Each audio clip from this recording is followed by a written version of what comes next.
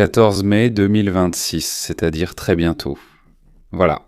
L'indice S&P, qui regroupe les 500 plus grandes entreprises américaines, a clôturé à 7500, 1,24 points, un record historique en 96 ans d'existence de l'indice. Jamais dans toute l'histoire, l'indice n'avait atteint un niveau aussi élevé, jamais les actions américaines n'avaient autant grimpé. Il s'agit des 500 plus grandes entreprises américaines. Et maintenant, regardez ce qui se passait en même temps. Eh bien, le même jour, oui, un pétrolier coulait dans le détroit d'Ormuz, au large des côtes d'Oman. À Kiev, on enterrait 24 personnes, dont 3 enfants. À Jérusalem, la coalition de Netanyahou est en train de s'effondrer. À Pékin, Donald Trump et Xi Jinping terminent un sommet de 3 jours. La presse écrivait qu'il n'y avait pas eu de percée, on ne sait pas quelle percée ils attendaient. Kostia. Et malgré tout cela, c'est précisément ce jour-là qu'il y a eu une envolée, et jour après jour, des envolées records.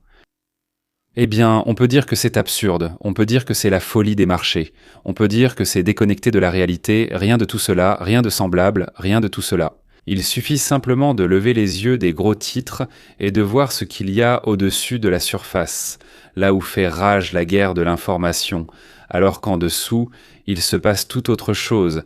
Là, il y a du travail, silencieux, sans caméra, sans victoire ni défaite, juste du travail. Le monde, eh bien, pas chacun de ses acteurs, mais suffisamment d'entre eux font ce choix. Résoudre ce qui peut l'être, ne pas chercher à vaincre à tout prix, ne pas humilier l'adversaire, ne pas mener la guerre jusqu'à la victoire totale. Derrière la fin de cette phrase, il y a souvent tant de cimetières qu'on ne veut même pas la finir. Le marché qui regarde ne regarde pas le présent, mais à 6 mois, à 1 an d'avance, prend en compte ce travail discret et l'évalue à 7500 points. Aujourd'hui, je veux vous raconter ce que le marché entend exactement, parce que si vous l'entendez, vous verrez le fil d'actualité d'une autre manière. On vous distrait tout le temps avec la main gauche, avec la droite, alors que l'essentiel se passe avec l'autre main. Et ensuite, nous parlerons de l'histoire. C'est une histoire qui me tient extrêmement à cœur, et j'espère vraiment qu'elle sera aussi importante et vous touchera vous aussi. C'est l'histoire des otages israéliens, sur le fait que nous n'abandonnons pas les nôtres. D'accord. Pourquoi le marché est-il à son niveau historique le plus élevé? Même si en fait c'est vraiment le cas, non? Le chiffre 7500, ce n'est pas la foi en Donald Trump, ni la foi en Xi Jinping, c'est la foi en une chose simple. L'ingéniosité humaine ne s'arrête pas, elle continue. Regardez ce qui s'est passé ces 7 derniers jours. La société Cerebras, fabricant de puces pour l'intelligence artificielle, a augmenté de 68% le jour de son introduction en bourse. La capitalisation est un peu inférieure à 95 milliards de dollars. Quelques heures après l'ouverture des échanges, la jeune entreprise valait autant que la moitié de Boeing. Cisco est vieille, ennuyeuse, tournée vers les entreprises. Cisco, celle-là même qui semblait depuis longtemps être devenue une vache à lait endormie, a annoncé que ses prévisions de commandes pour l'infrastructure IA passaient de 5 milliards à 9 milliards en un seul trimestre, soit une hausse de 70% en un trimestre. Les Magnificent Seven, les 7 principaux géants technologiques américains, ont augmenté en moyenne de 2,5% en une seule journée. 6 des 7 ont progressé. Qu'est-ce que cela signifie en langage courant? Je vais traduire. Cela veut dire qu'en ce moment même, à 7 secondes, au Texas, en Arizona, dans l'Ohio et en Virginie, des centres de données sont en construction, qui dans 2 ans abriteront une intelligence artificielle capable de faire ce qui, en 1924, était considéré comme de la pure science-fiction, totalement irréaliste. Cela signifie que des millions de tonnes d'acier, de béton, de cuivre et de silicium sont transformées en une infrastructure qui augmentera la productivité du travail de 10 à 20 fois, dans certains cas jusqu'à 100 fois, dans des domaines complètement différents. Des dizaines de milliers d'ingénieurs conçoivent l'avenir et le capital afflue vers eux à flot. Quand le marché mise 7,5 billions de dollars au-delà des anciens sommets, il ne parie pas sur la politique. Il parie sur le fait que l'homme n'a pas encore oublié comment inventer. Et vous savez quoi? Il a raison. Eh bien d'accord. Revenons sur Terre. La Chine et les États-Unis se sont accordés sur l'essentiel. Je veux que vous l'entendiez autrement que ce que présente CNN, Fox ou, Dieu nous en préserve, la télévision russe. Ou encore la télévision ukrainienne, une chaîne monopolistique. Je veux que vous l'entendiez comme l'entend l'histoire. Comme l'entendra l'histoire. Comme l'histoire s'en souviendra. Donald Trump est arrivé à Pékin avec une délégation comprenant Elon Musk et Tim Cook. Fink, le chef de Boeing, Kelly Ortberg. 3 jours de négociations. Xi Jinping a publiquement averti Trump à propos de Taïwan devant les caméras. Trump, devant les caméras, a insisté publiquement sur les tarifs douaniers. Et le soir, le dernier jour, ils se sont assis pour dîner. Et lors de ce dîner, d'après les fuites provenant des 2 délégations, ont commencé à apparaître les contours de ce que les diplomates polis appellent un arrangement de travail. Voici à quoi ressemblent ces contours. La Chine reprend l'achat de produits agricoles américains, soja, maïs, porc, bœuf, pour des volumes de plusieurs dizaines de milliards de dollars par an. Ce n'est pas de la bonne volonté, messieurs, c'est le marché. Les Chinois doivent nourrir 1,5 milliard de personnes. L'agriculteur américain sait produire à bas coût et de bonne qualité. Personne ne rend service à personne, les 2 parties y gagnent. Tu t'es donné en spectacle, espèce de crâneur. Ils ont d'abord fait les fiers, puis, après un effort, ils ont dit « Bon, passons aux choses sérieuses ». Certaines entreprises technologiques américaines comme Apple, Tesla, ainsi que certains fabricants de semi-conducteurs de niveau intermédiaire obtiennent ce qu'on appelle un accès assuré au marché chinois. Donc cela signifie qu'il sera possible de vendre sans avoir à révéler de secrets. Ce n'est en aucun cas une capitulation totale de Pékin devant la Silicon Valley. Mais ce n'est pas non plus un rideau de fer, que l'on craignait encore il y a 6 mois, car il y a 6 mois on parlait d'un rideau de fer. On parlait de combat entre notre flotte et la leur, je ne sais pas, la nôtre, la leur, quelque part près de Taïwan. Le juste milieu pragmatique. Ce qui n'est pas critique pour la sécurité nationale de la Chine reste ouvert. En échange, les États-Unis lèvent une partie des tarifs sur les biens de consommation. Pas tous. Les secteurs stratégiques, encore une fois, la sécurité nationale, les puces, les terres rares, restent protégés. Mais les fers à repasser, les baskets, l'électronique grand public, je ne sais pas, les médicaments reviennent à des prix normaux pour le consommateur américain, parce que ça faisait mal. Eh bien, ça touche aussi bien les Chinois que nous, et on ne sait pas encore qui en souffre le plus. Le TPI, qui frappe actuellement à 6% par an, commencera à se calmer dans 2 ou 3 trimestres. Ce n'est pas une victoire de Trump ni de Xi. Vous savez ce que c'est ? On s'est amusé encore une fois. Maintenant, passons aux choses sérieuses. C'est une solution. Et voici ce que je veux. Je veux que vous reteniez de cette émission. Si vous ne retenez qu'une seule phrase, que ce soit celle-ci, nous ne faisons pas la guerre, nous résolvons ce qui peut l'être, parce qu'il y a des choses qui ne peuvent pas être résolues. D'accord, laissons ça de côté, réglons ce que nous pouvons régler. 2 sans doute. Non, pas sans doute, c'est certain. Les 2 personnes les plus jeunes, les plus travailleuses des postes de la planète. 2 pays avec un PIB cumulé d'environ 40 000 milliards, nous avons 24, oui, donc environ 42 peut-être, 1000 milliards de dollars. 2 armées, chacune d'elles capable d'effacer la moitié de la planète. Facilement. Ils se sont assis à la table et se sont dit « Écoute, on sait tous les 2 qu'une guerre entre nous finirait mal pour tout le monde. Réglons ce que nous pouvons régler. » Il y a 1 an, des gens sérieux, des généraux, des politologues, d'anciens ministres écrivaient publiquement qu'en mai 1926, nous allions tirer près de Taïwan. Aujourd'hui, nous sommes le 15 mai 1926 et personne ne tire. L'avion de Donald Trump retourne à Washington. Xi Jinping se rend dans sa résidence. Demain, dans l'Iowa, un agriculteur recevra une commande de 50 000 tonnes de soja et après-demain, à Jiangsu, un ingénieur d'Apple lancera une nouvelle ligne d'assemblage. Il y a ici plus de prose, bien sûr, que de poésie, je comprends.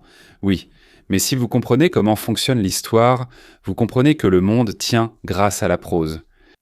Avant de continuer, faisons une courte pause. Si vous écoutez cette conversation et que vous vous demandez « Pourquoi personne d'autre ne m'explique les choses comme ça ? On me dit toujours autre chose. » C'est parce que, dans la plupart des médias, on n'explique pas les choses telles qu'elles sont, mais comme il faut pour l'audience ou pour le propriétaire. Les problèmes se vendent mieux que les solutions. Les conflits y sont intéressants et émotifs. contrairement aux solutions, en général. No. Sont ternes, ennuyeuses, ce ne sont que des solutions. Si vous voulez comprendre plus en profondeur comment fonctionne la liberté et comment elle s'applique dans le monde réel, pas dans les slogans ni dans ses mécanismes, j'ai une feuille de route vers la liberté. J'ai conçu ce guide étape par étape au fil des années. Le lien est sous cette vidéo, une vraie avancée en sciences sociales. Cela s'est produit en 1961 lorsque le grand, malheureusement encore connu seulement des spécialistes, Andrei Golambus a fondé son institut de l'entrepreneuriat libre à Los Angeles. Golambus est malheureusement décédé jeune après être tombé malade, ses élèves ont donc rassemblé et complété ses travaux. J'ai eu une chance incroyable, dans ma vie, j'ai participé à ce travail, et maintenant la feuille de route vers la liberté est prête. Ceci est une introduction. Dans la nouvelle science que Golambus a fondée, il l'a appelée la science de la volonté, Evolutional Science, et votre humble serviteur l'appelle la science de la liberté, ou une science de la liberté. En réalité, c'est une science des relations entre des individus dotés de liberté et de volonté, c'est-à-dire de vous et de moi. Dans la description de cette vidéo, vous verrez une proposition de télécharger mon livre. Faites-le. Et à la même adresse email donc, pendant 10 jours. Chaque jour, vous recevrez une leçon vidéo, tous les jours, à 10 ou 9 heures du matin, une leçon vidéo de la science la plus récente au monde, celle qui vous permettra, entre autres, de tirer plus de profit de votre entreprise. Devenir vraiment populaire dans n'importe quel milieu ou cercle social et renforcer les relations dans votre famille. Ce que je veux dire, c'est que l'étude de la science de la volonté, faite de manière divertissante, j'ai essayé de la rendre amusante et nécessaire pour vivre mieux, plus riche et plus joyeusement. Le lien est à nouveau sous cette vidéo.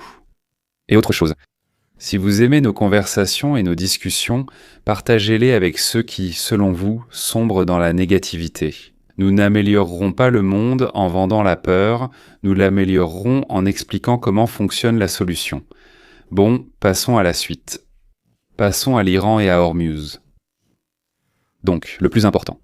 Explosif, point, de la planète, ou alors, sujet de la semaine détroit d'Hormuz. Depuis le 28 février de cette année, il y a la guerre dans cette région. Les États-Unis et Israël frappent des cibles iraniennes. L'Iran frappe Israël avec des missiles, 7693 blessés. D'ailleurs, en Israël, il y a 12 soldats tués et 23 civils tués. Des centaines de navires sont bloqués dans le détroit. Les prix du pétrole flambent, donc 15 à 20%, chaque 15 à 20 $, pas en pourcentage, probablement. Chaque fois qu'on apprend la capture d'un autre pétrolier. Et maintenant, une question à laquelle personne ne veut répondre directement. À qui tout cela profite-t-il ? Pas à l'Iran, son économie est en ruine, et la jeunesse descend dans la rue. Eh bien, pas à Israël, où des soldats meurent et où le gouvernement de Netanyahou s'effondre à cause de contradictions internes et non à cause de victoires militaires. Pas à l'Arabie Saoudite, dont toutes les exportations passent par le détroit d'Hormuz. Pas aux États-Unis, où la hausse du prix de l'essence fait chuter la cote de popularité de Trump. Mais le pays à qui cela ne profite absolument pas, c'est la Chine. Environ la moitié du pétrole importé qui alimente l'économie chinoise passe par le détroit d'Hormuz. Chaque jour de guerre dans le détroit, c'est un coup porté au PIB chinois, à l'industrie chinoise, à la classe moyenne chinoise. Et c'est là que ça devient intéressant. Après le sommet à Pékin, Xi Jinping a obtenu ce qu'il voulait en réalité plus que Taïwan et les tarifs douaniers. Il a reçu une invitation à être médiateur. Trump, qui comprend que sa propre cote de popularité lui importe plus que sa fierté, a donné le feu vert à Pékin. Les contre-mesures qui sont actuellement en cours d'élaboration, croyez-moi, sont élaborées simultanément à Doha, à Mascate et à Ankara, et elles ressemblent à peu près à ceci. Les États-Unis et Israël réduisent progressivement la phase active de l'opération. L'Iran accepte de remettre les restes d'uranium hautement enrichi, celui qui dépasse 20% sous contrôle international, disons-le ainsi. Peut-être en Chine, peut-être ailleurs. L'Iran conserve le droit à l'enrichissement jusqu'à 5%, c'est-à-dire qu'il garde ce droit, mais jusqu'à 5%. C'est le niveau de l'énergie nucléaire civile, ce n'est pas de l'armement, c'est ce que font le Japon, la Corée du Sud, le Brésil. Les inspecteurs internationaux, l'AIEA ou peut-être une commission spéciale de la Chine et de la Russie obtiennent le droit d'effectuer des inspections périodiques. Il n'y a pas de présence permanente à laquelle l'Iran, n'acceptera probablement pas, mais un audit régulier, une fois par trimestre, une fois tous les 6 mois. Je ne sais pas, l'Iran va négocier jusqu'au bout, mais ce sera quelque chose comme ça, une fois tous les 6 mois, n'est-ce pas? Et surtout, personne n'obtient ce qu'il voulait au départ. Qu'ils disent « c'est mauvais » et moi je dirais « c'est formidable ». Israël voulait le désarmement total de l'Iran et un changement de régime, il ne l'obtiendra pas. L'Arabie Saoudite voulait que l'Iran soit écrasé et ne menace plus jamais Riyad, elle ne l'obtiendra pas. L'Iran voulait la reconnaissance de son statut nucléaire et la levée de toutes les sanctions, il ne l'obtiendra pas. Les États-Unis voulaient la capitulation totale de Téhéran, ils ne l'obtiendront pas non plus, mais chacun obtiendra ce dont il a besoin. Ce qui est nécessaire, la paix. Injuste, imparfaite, non éternelle, non perpétuelle. Juste la paix. Et c'est ça, chers amis, la politique des adultes. La politique des adultes n'est pas le triomphe du bien sur le mal. La politique des adultes, c'est le moindre mal parmi les options réelles. L'Iran ne... Si ça n'a pas encore fait tilt, si ce n'est pas encore rentré, laissez-moi le redire. C'est le moindre mal parmi les options réellement atteignables. Quand vous comprenez cette différence, vous commencez à lire les actualités comme un adulte. Et dans 5 ans, voilà, on a fait ça, non? 5 ans ont passé, comme disent les Ukrainiens, non? Et dans 5 ans, ils vont nous attaquer à nouveau. Voilà. Et ici, qu'est-ce qu'il y a? Là, je ne parle pas de l'Ukraine, mais d'Ormuz. Ici, je vais essayer, avec vous, comme on dit, de sauter dans le futur, parce qu'il est important non seulement d'éteindre l'incendie aujourd'hui, mais aussi de construire la maison de façon à ce qu'il n'y ait pas d'incendie demain. Dans 5 ans, le détroit d'Ormuz comptera beaucoup moins pour l'économie mondiale qu'aujourd'hui. Pourquoi? Nous allons vous l'expliquer maintenant. Les Émirats arabes unis élargissent déjà le pipeline Ashman-Fujairah, qui transporte le pétrole vers l'entrée du détroit. La capacité prévue pour 1929 est de 3 millions de barils par jour. Cela représente un quart de tout le levier d'influence de l'Iran.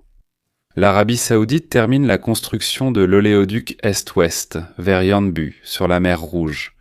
En 2030, oui, d'ici. 2030, ils doivent le construire encore. 2 millions de barils par jour, contournant le détroit d'Ormuz. Donc ça fait déjà 3 plus 2, ça fera, je n'ai pas de calculatrice sous la main, mais c'est autour de 5. L'Irak étudie un itinéraire passant par la Turquie, par Adespan, par la Jordanie, jusqu'à Aqaba. C'est long, coûteux, oui, politiquement compliqué, mais ça avance.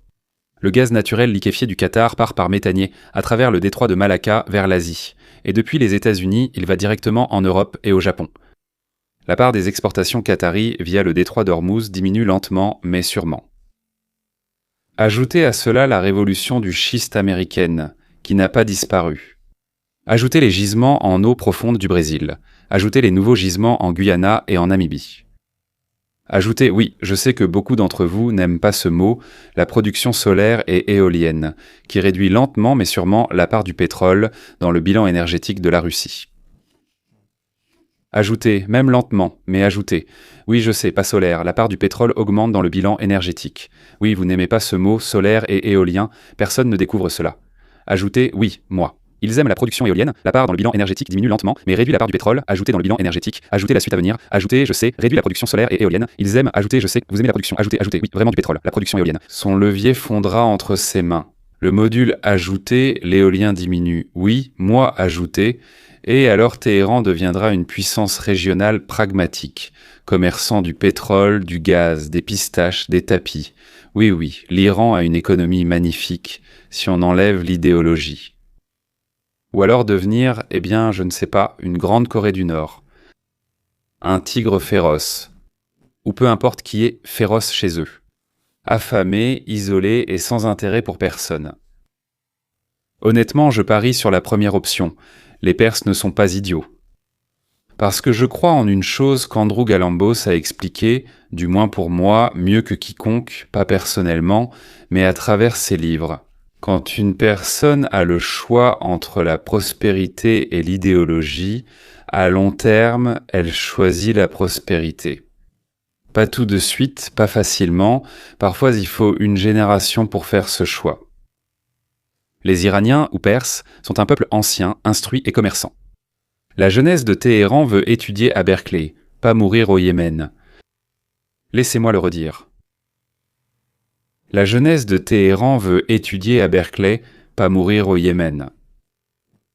L'intelligentsia de Téhéran lit l'école philosophique de Berlin, pas les recueils des ayatollahs. Le bazar de Téhéran veut commercer avec le monde, pas garder le détroit d'Ormuz. Et en plus, il leur reste encore 5 ans. Vous verrez. J'avais raison, retournons en Amérique. Chez Cisco, passons au chiffre le plus ennuyeux, la prévision des commandes d'infrastructures pour l'intelligence artificielle. Comme je vous l'ai déjà dit, la prévision passe de 5 milliards à 9. Messieurs, il ne s'agit ni de Cisco ni d'intelligence artificielle, mais du déploiement actuel de la plus grande infrastructure aux États-Unis. C'est le plus grand chantier structurel depuis l'époque d'Eisenhower. Vous savez, les autoroutes des années 50. Faites le calcul vous-même. Nvidia vend des puces pour 200 milliards par an. AMD pour 40 milliards. Cerebra vient tout juste d'entrer sur le marché avec une capitalisation de 95 milliards. Cisco augmente ses prévisions de 4 milliards. Vertiv est un fabricant de systèmes de refroidissement pour les centres de données. Un fabricant de systèmes de refroidissement pour les centres de données. Il bat des records. Vertiv. Quanta, une entreprise qui pose des câbles et construit des sous-stations sur commande. Ils ne peuvent même pas dire sur combien d'années à l'avance leurs capacités sont déjà réservées. Equinox Digital Realty. Les opérateurs de centres de données louent chaque mètre carré pour 5 ans à l'avance à des prix exorbitants, parce que demain ce sera encore 4 fois plus cher. Eh bien, ajoutez à cela les ouvriers du bâtiment, les soudeurs, les électriciens, les bétonneurs, je ne sais pas, l'assainissement. Ajoutez les concepteurs, programmeurs et opérateurs. Ajoutez les fabricants de transformateurs qui d'ailleurs font cruellement défaut. Leurs salaires ont augmenté de 50% en 2 ans. Ajoutez le secteur de l'énergie pour alimenter ces centres de données. Il faut construire des capacités de production en grande quantité. Gaz naturel. Nucléaire. Pour la première fois depuis 40 ans, on recommence à construire des centrales nucléaires en Amérique. Et une seule centrale, c'est des centaines de milliers d'emplois. Ce sont des milliers de nouvelles entreprises qui n'existaient même pas il y a 5 ans. C'est l'afflux de capitaux le plus puissant dans le secteur réel au monde. Il n'y a jamais eu cela dans le monde. Et vous savez ce qui s'est passé, et vous savez ce qu'il y a de plus beau, personne n'a ordonné cela. Trump, Biden, le Congrès. Personne. Le ministère de l'économie, la commission de planification. Non. Cela s'est produit parce que des millions de personnes, des investisseurs, des ingénieurs, des entrepreneurs, chacun de leur côté, sans ordre, ont vu une opportunité. Et ils se sont lancés à sa poursuite. Cela s'appelle le marché. Et quand quelqu'un vous dira, et on vous le dira forcément, que le marché libre ne fonctionne pas, ou que le capitalisme ne marche plus, ou que l'État doit diriger l'économie, souvenez-vous, 5 milliards sont devenus 9 milliards en un seul trimestre, sans aucun ordre ou commande de l'État. Simplement parce que des millions de personnes libres ont vu le même avenir et ont décidé de le construire. Parce qu'ils ont décidé que c'était bon pour eux. Résumons. Le marché atteint son record historique. Parce que l'homme n'a pas perdu la capacité d'inventer. La Chine et l'Amérique se sont assises à la table et sont repartis avec une solution dans laquelle les 2 pays obtiennent ce dont ils ont besoin pour prospérer. L'Iran et Ormuz sont en route vers une résolution. Personne n'obtiendra tout ce qu'il voulait, mais tout le monde obtiendra la paix. Dans 5 ans, Ormuz cessera d'être le centre de l'énergie mondiale. L'Iran devra choisir entre la prospérité et la marginalisation. Cisco et des centaines d'autres entreprises lancent le plus grand chantier d'infrastructure de leur génération, sans aucun ordre venu d'en haut. Si vous reliez toutes ces lignes en une seule, vous obtiendrez une phrase que je veux que vous reteniez. Nous ne faisons pas la guerre. Nous résolvons ce qui peut être résolu. Nous ne faisons pas la guerre, nous résolvons ce qui peut être résolu.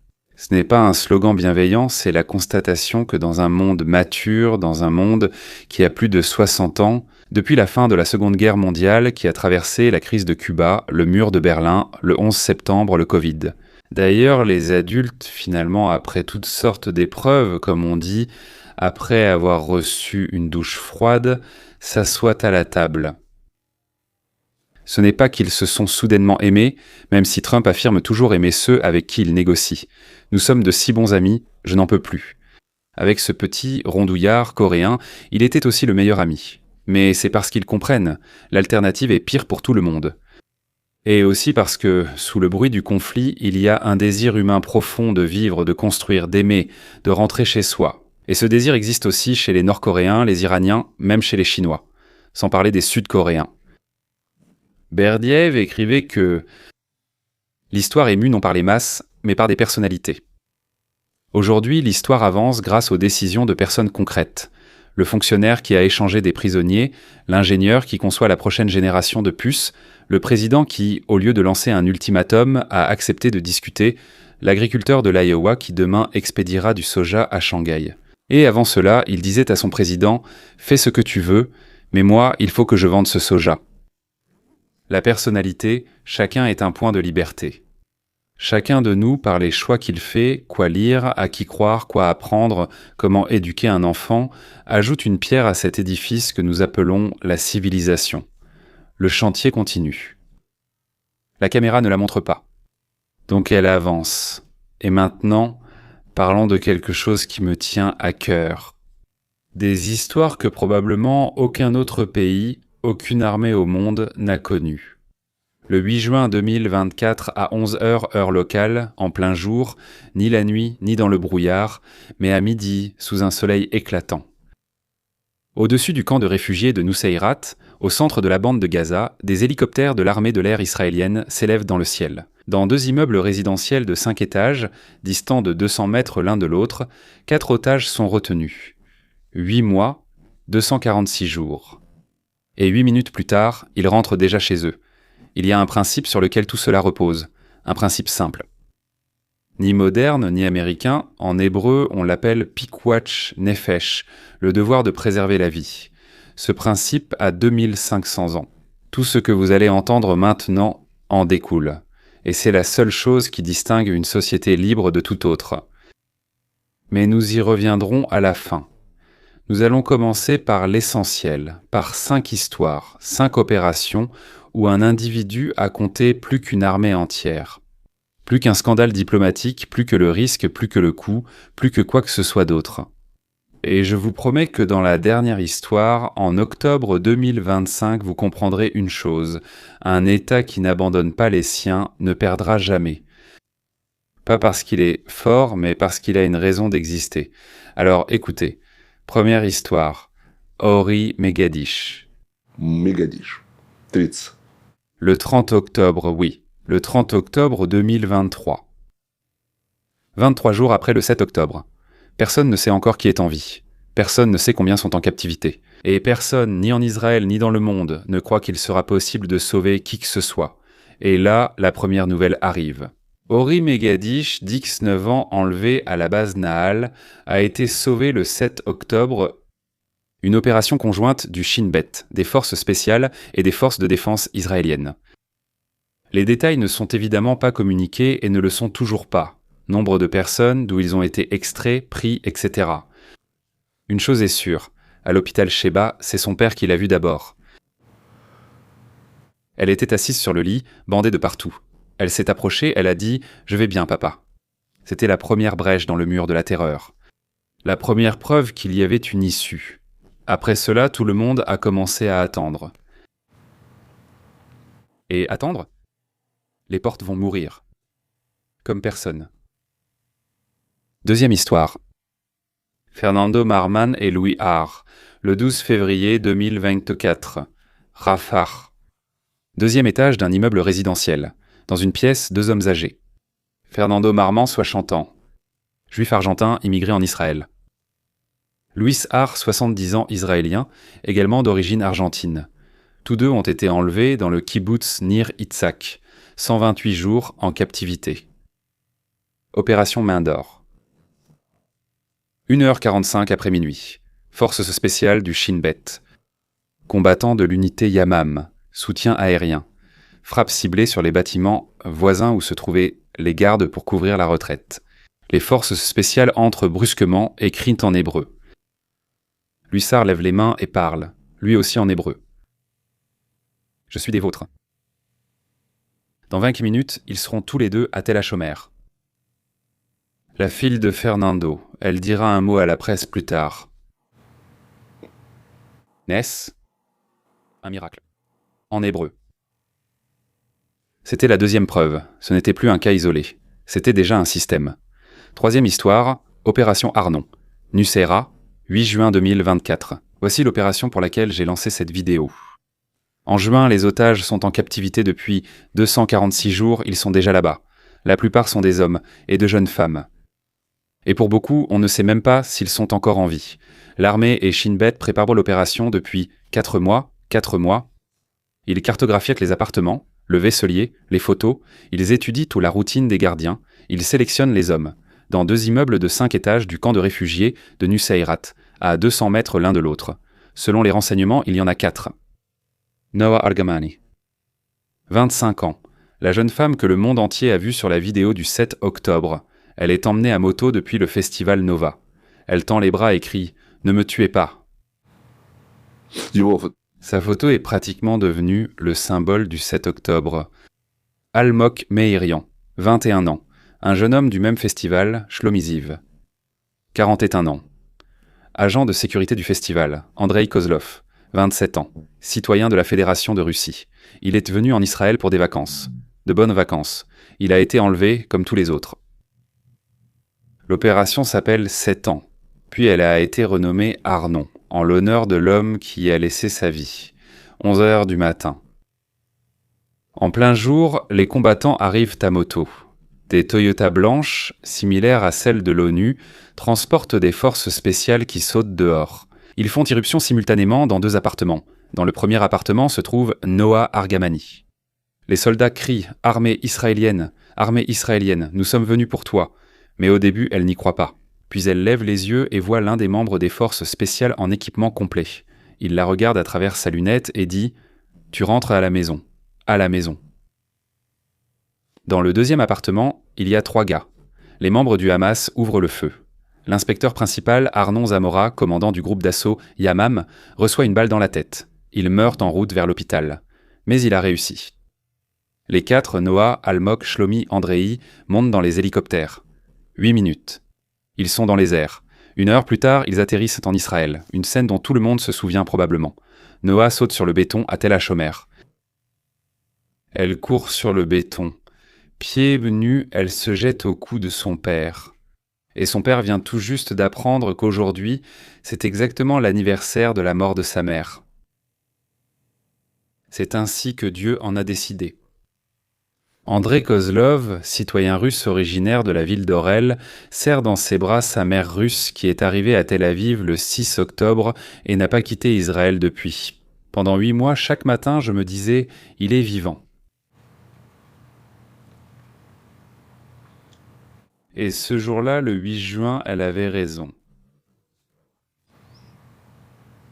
Cette opération, étudiée à l'époque, l'est encore aujourd'hui dans les académies militaires du monde entier, armée américaine, SAS britannique, GIGN français. Personne n'a jamais réalisé quelque chose d'aussi complexe et précis. 4 otages vivants, 1 mort, 8 minutes. Et maintenant, la 4e histoire, celle qui vous concerne le plus, celle qui concerne le spectateur russophone. Sacha Troupanov, 15 février 1925. 28 ans, programmeur, né à Nijni Novgorod. Dans les années 90, la famille a été rapatriée en Israël, kibbutz Nir Oz. 7 octobre, le Hamas entre à Nir Oz. Le père de Sacha, Vitali Troupanov, est tué dans les premières minutes. Il protégeait sa famille. Sacha, sa mère Elena, sa grand-mère Irina et son ami Sapir Cohen sont capturés. Ils sont emmenés à Gaza. En novembre 2023, lors du premier échange, 3 femmes sont libérées. Sa mère, sa grand-mère et son ami. Sacha reste. Elena Troupanova. La mère de Sacha. Depuis 498 jours, elle participe à toutes les manifestations à Tel Aviv avec la même pancarte. Sacha. Nous attendons. En hébreu, en russe, en anglais. Chaque semaine, chaque samedi, sur la place des otages. Le 15 février 2025. La première phase de l'échange. Dans le cadre de cette phase, 6 otages sont libérés. L'un d'eux est Sacha. Scène à Rome. Des minibus de la Croix-Rouge. La porte s'ouvre. Un jeune homme mince et barbu en survêtement sort du bus. 16 mois de captivité. Il ne comprend pas tout de suite où il est. Puis il voit sa mère. Elena court vers lui. Il s'immobilise. Puis il la serre dans ses bras et ne la lâche pas. 1 minute, 2, 3, 10. Voici la 5e histoire, la boucle est bouclée. Octobre 2000, 25. Et voici la fin. Tous les otages survivants rentrent chez eux. Donald Trump arrive à Tel Aviv, il se tient sur le tarmac de la base de Hatzerim, lorsque les 20 derniers survivants posent le pied sur le sol israélien. Pendant 72 heures d'affilée, le pays ne dort pas. Tout le monde regarde. Et le 26 janvier 2026, le point final. Rano Gidli, dont le corps a été caché pendant 2 ans par le Hamas sur le territoire de son secteur, est ramené chez lui. Israël a négocié pendant 9 mois pour récupérer le corps. Plus de 250 personnes ont été exhumées dans 2 cimetières. Ils ont testé l'ADN, ils ont trouvé, ils ont ramené. Ils ont enterré. Le cycle est bouclé. Tous ceux qui ont disparu le 7 octobre, tous sans exception. Maintenant, ils sont soit à la maison, soit en terre israélienne. Le Hamas n'en a laissé aucun. Personne n'a été perdu. Tous jusqu'au dernier. Pikuach nefesh. Je vous ai promis au début d'y revenir. En hébreu, cela signifie le salut de l'âme. Dans le Talmud, c'est un principe qui annule presque tous les autres commandements. On peut enfreindre le Shabbat pour sauver une seule vie. On peut enfreindre le jeûne, la cacherou, n'importe quelle règle rituelle, parce que celui qui sauve une vie sauve le monde entier. C'est écrit dans les livres juifs, dans le traité Sanhédrin. Page 37. C'est ce code-là selon lequel Israël va chercher chacun d'eux. Chacun. Y compris Andrei Kozlov, citoyen de la Fédération de Russie. Venu en vacances, et qui s'est retrouvé au festival. Y compris Sacha Troupanov, un programmeur de Niroz, y compris Fernando et Luis, des rapatriés argentins âgés. Y compris Noah qui a été emmené à moto. Et voici un parallèle que je ne peux m'empêcher de faire. Le Hamas a pris en otage 251 personnes. 70 d'entre eux sont morts, parce qu'ils ont été détenus dans des conditions telles qu'ils n'ont pas survécu. Quelle armée dans le monde part à la recherche de chaque individu? Pendant 4 mois. Quel État lance une opération pour 2 vieillards? Dans une ville étrangère. Quel gouvernement aujourd'hui en 2026 envoie des équipes dans 3 cimetières de Gaza pour retrouver les restes d'un seul soldat tué? C'est la formulation la plus ancienne et la plus pure de cette vérité. La vie d'une personne en particulier. La vie d'une personne vaut plus qu'un drapeau, une cérémonie, un accord, l'économie. Plus que l'État. C'est précisément parce qu'Israël le reconnaît qu'il est et reste un pays libre. C'est là une leçon qui va bien au-delà d'Israël. Toute société qui cesse d'aller chercher chacun des siens cesse d'être libre. Cela concerne l'Amérique, l'Europe, chacun de nous dans notre propre cercle. Famille, communauté, amis. Voilà la société de la règle d'or. Ce n'est ni un slogan ni une théorie, c'est agir, aller chercher chacun. Aller chercher chacun. Si cette vidéo a apporté quelque chose à votre compréhension de ce qu'est une société digne, partagez-la. Avec ceux que vous aimez. Pas un like, pas un cœur. Un message personnel avec une seule phrase. Regarde, ça parle de nous. C'est justement ce travail qu'aucun algorithme ne fait. C'est nous qui le faisons, vous et moi. Abonnez-vous à cette chaîne et activez la cloche. Il existe aussi une 2e chaîne, Feuille de route vers la liberté. Abonnez-vous-y également. Chaque matin, vous recevrez de ma part une vidéo de 10 minutes, courte, concise, sur 3 choses qui donnent à notre vie toute sa plénitude. Comment faire en sorte que votre entreprise fonctionne au maximum de son potentiel? Comment faire en sorte que votre famille vous adore? Sans manipulation. Sans calcul, vraiment. Et comment faire en sorte que votre cercle d'amis s'élargisse, et non qu'il se réduise d'année en année. Les 3 piliers d'une vie normale. Chaque matin, 10 minutes gratuitement.